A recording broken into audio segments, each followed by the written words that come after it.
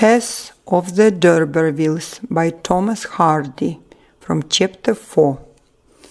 Rolliver's Inn, the single alehouse at this end of the long and broken village, could only boast of an off-license.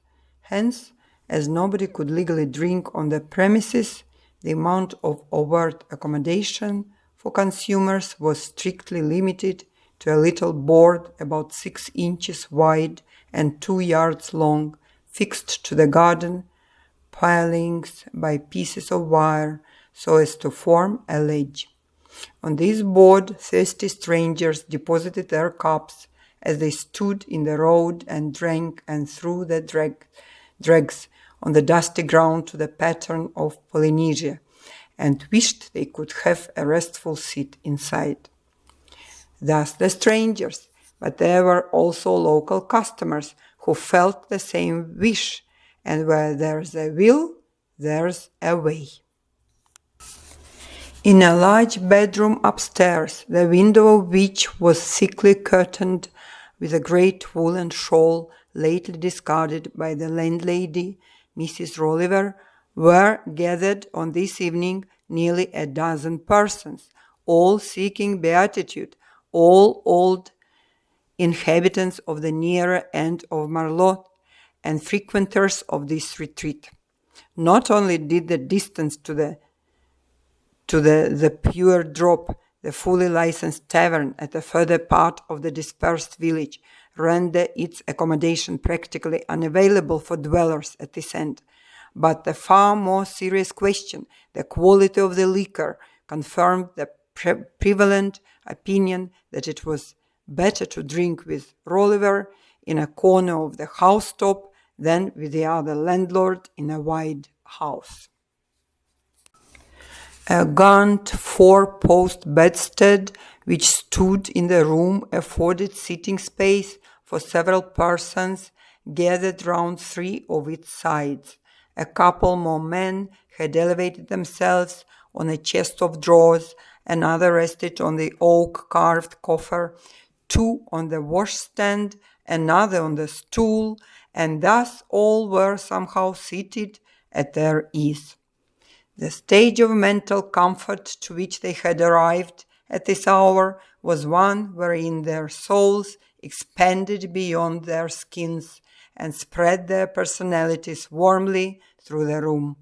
In this process, the chamber and its furniture grew more and more dignified and luxurious. The shawl hanging at the window took upon itself the richness of tapestry.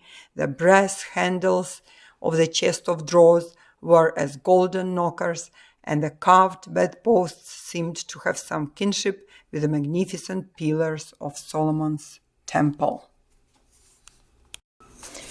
Vocabulary.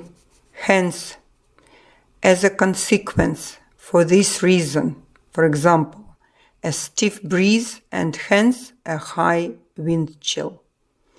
Number 2.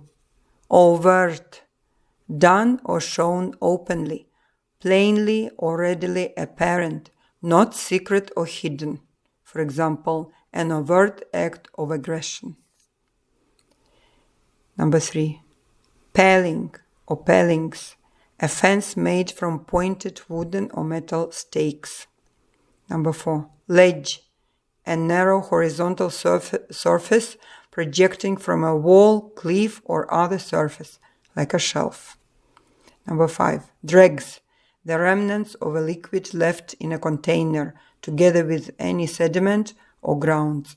For example, coffee dregs. Number 6.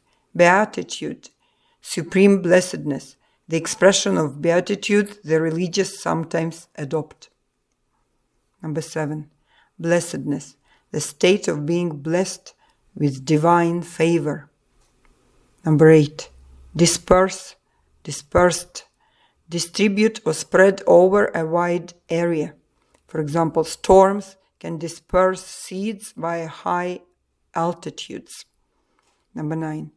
A corner of the housetop. Proverb.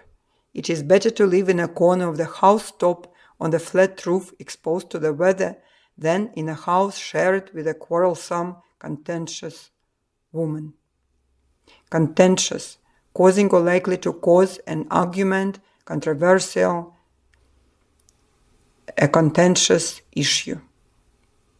Gaunt, of a building or place, grim or desolate in appearance. Thank you.